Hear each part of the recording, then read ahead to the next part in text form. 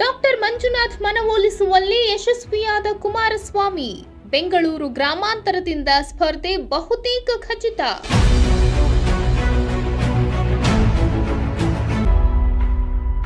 ಜಯದೇವ ಹೃದ್ರೋಗ ಸಂಸ್ಥೆಯ ಮಾಜಿ ನಿರ್ದೇಶಕ ಡಾಕ್ಟರ್ ಸಿಎನ್ ಮಂಜುನಾಥ್ ಅವರನ್ನು ಲೋಕಸಭೆ ಚುನಾವಣೆಯಲ್ಲಿ ಸ್ಪರ್ಧಿಸುವಂತೆ ಮನವೊಲಿಸುವಲ್ಲಿ ಜೆಡಿಎಸ್ ನಾಯಕ ಎಚ್.ಡಿ. ಕುಮಾರಸ್ವಾಮಿ ಯಶಸ್ವಿಯಾಗಿದ್ದಾರೆ ಎನ್ನಲಾಗಿದೆ.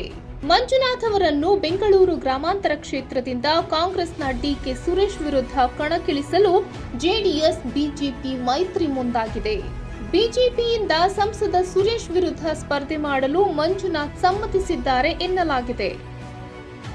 ಮಂಜುನಾಥ್ ಸ್ಪರ್ಧೆ ಸಂಬಂಧ ಮಂಗಳವಾರ ಕುಮಾರಸ್ವಾಮಿ ಹಾಗೂ ಬಿಜೆಪಿ ನಾಯಕರು ದೆಹಲಿಯಲ್ಲಿ ಅಂತಿಮ ಮಾತುಕತೆ ನಡೆಸಲಿದ್ದಾರೆ. ಸ್ಪರ್ಧೆಗೆ ಮಂಜುನಾಥ್ ಒಪ್ಪಿಗೆ ನೀಡಿರುವ ಬಗ್ಗೆ ಕುಮಾರಸ್ವಾಮಿ ಬಿಜೆಪಿ ನಾಯಕರ ಗಮನಕ್ಕೆ ತಂದಿದ್ದಾರೆ ಎಂದು ಮೂಲಗಳು ತಿಳಿಸಿವೆ.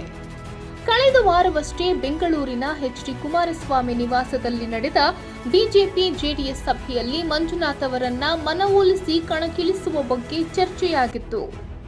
ಸಭೆಯಲ್ಲಿ ಮಾಜಿ ಸಚಿವರಾದ ಸಿಪಿ ಯೋಗೇಶ್ವರ್, ಮುನಿರತ್ನ, ಶಾಸಕ ಎಂ ಕೃಷ್ಣಪ್ಪ, ನಿಖಿಲ್ ಕುಮಾರಸ್ವಾಮಿ ಸೇರಿ ಉಭಯ ಪಕ್ಷಗಳ ನಾಯಕರು ಭಾಗಿಯಾಗಿ ಮಂಜುನಾಥ್ ಸ್ಪರ್ಧೆ ಪರ ಒಲವು ವ್ಯಕ್ತಪಡಿಸಿದ್ರು.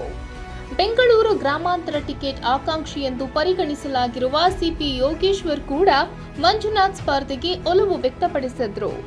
ಇನ್ನು ಕಳೆದ ವಾರ ಮಂಜುನಾಥ್ ಸ್ಪರ್ಧೆ ಬಗ್ಗೆ ದೆಹಲಿಯಲ್ಲಿ ಪ್ರತಿಕ್ರಿಯೆ ನೀಡಿದ್ದ ಯೋಗೇಶ್ವರ್, ಅವರನ್ನು ಕಣಕ್ಕಿಳಿಸುವ ಪ್ರಯತ್ನ ನಡೆದಿದೆ.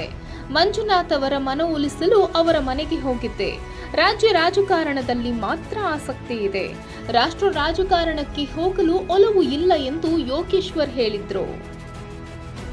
ಜಯದೇವ ಹೃದ್ರೋಗ ಸಂಸ್ಥೆಯ ನಿರ್ದೇಶಕರಾಗಿ ಅತೀವ ಜನಮನ್ನಣೆ ಪಡೆದಿರುವ ಮಂಜುನಾಥ್ ಇತ್ತೀಚೆಗಷ್ಟೇ ನಿವೃತ್ತರಾಗಿದ್ದಾರೆ.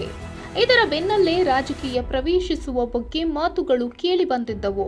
ಅವರನ್ನು ರಾಷ್ಟ್ರ ರಾಜಕಾರಣಕ್ಕೆ ಕರೆಸಿಕೊಳ್ಳಲು ಸ್ವತಃ ಪ್ರಧಾನಿ ನರೇಂದ್ರ ಮೋದಿ ಒಲವು ವ್ಯಕ್ತಪಡಿಸಿದ್ದರು ಎನ್ನಲಾಗಿದೆ.